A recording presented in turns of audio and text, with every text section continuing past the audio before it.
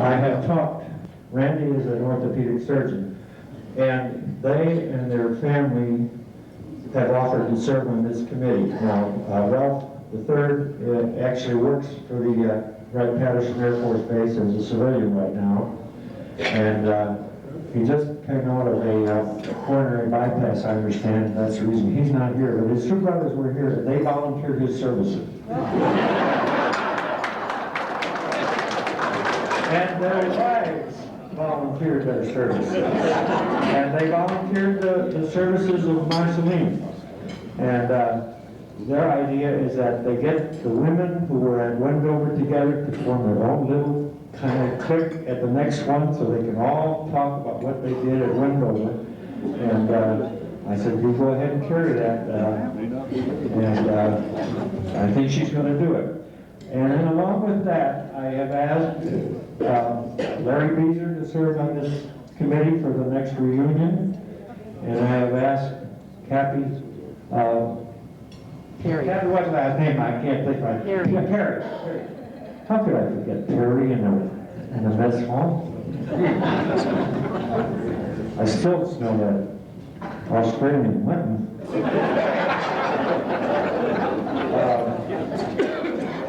All in favor, anybody have any other nominations? All in favor of asking these five gentlemen to serve as a guest? How about getting a professional group to run the reunion? To get, well, I think the committee could probably handle that particular thing. All in favor of those to serve on the committee, the Taylor boys, Larry Beezer and Kathy Perry, please say aye. Yes. Just a point, supplement. It's come up last year in Chicago, conversations throughout this meeting is that. Can you all hear? No. Bob, come up to the mic. Something that's come up last year during the course of the meeting, and I think it was typified by the talk we had last night with the present 393rd Squadron 509th Wing, and that's the thought that we ought to start blending in the organization so there's continuity by having some of the people that are active or retired from the 509th, either from Pease or what have you, join the group. And I, for one, would have no problem being a senior citizen in the 509th, as in addition to everything else as a senior citizen. So if we're going to expand the committee, maybe that's something we ought to think about and add to the committee some people that are a part of the 509th that exists today. That's it. I believe there are two people here from Dayton area right now, sitting in this room. Stand up. I'm not going if we want to volunteer, but there's two here. But I guess what I'm really kind of suggesting, if we're going to wait 2 years, we might have fewer senior citizens. And, You know and because the planning and everything else, it's a great time to start involving actively in the reunion, maybe active personnel, and let them have the thrust of the meeting, because they might not be interested in our reminiscing, but we can have the fun of being with them. So that's a thought. Okay, my thoughts on that is that we should leave that to this committee. If they want to extend invitations to the present or past members of the 500. No, there's a point I'm making. Should they be a part of the committee?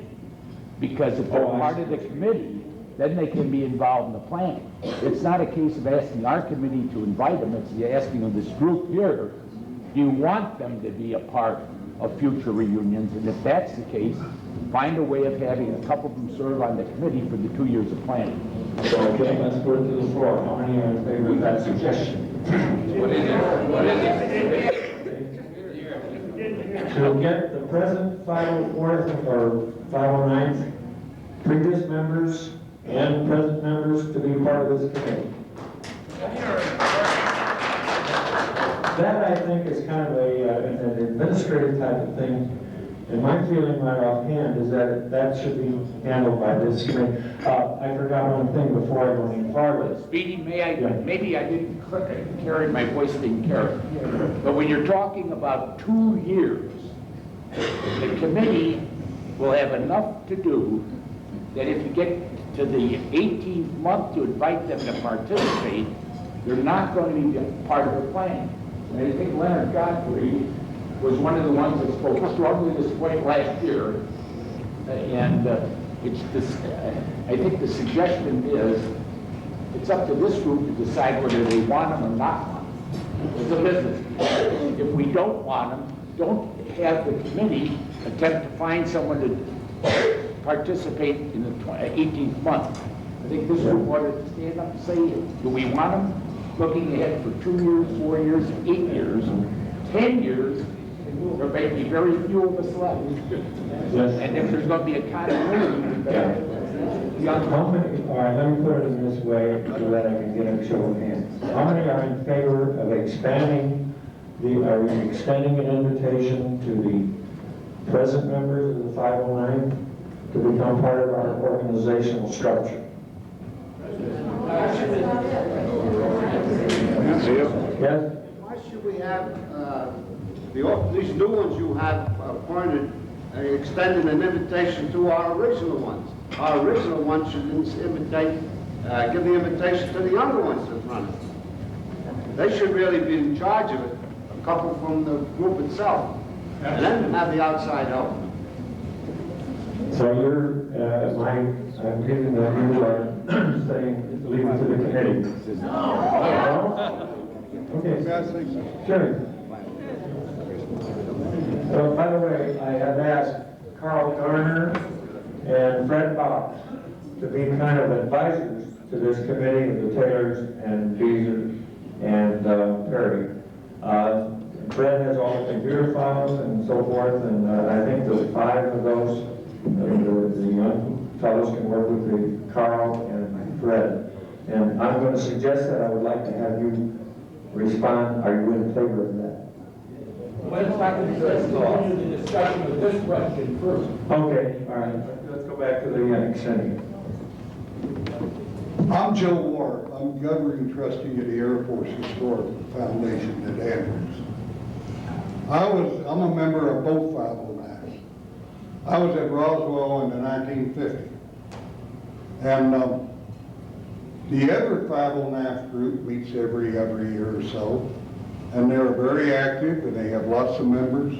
And they have the potential to join with us. Hardly anybody here is day under 70. So you have to face the future.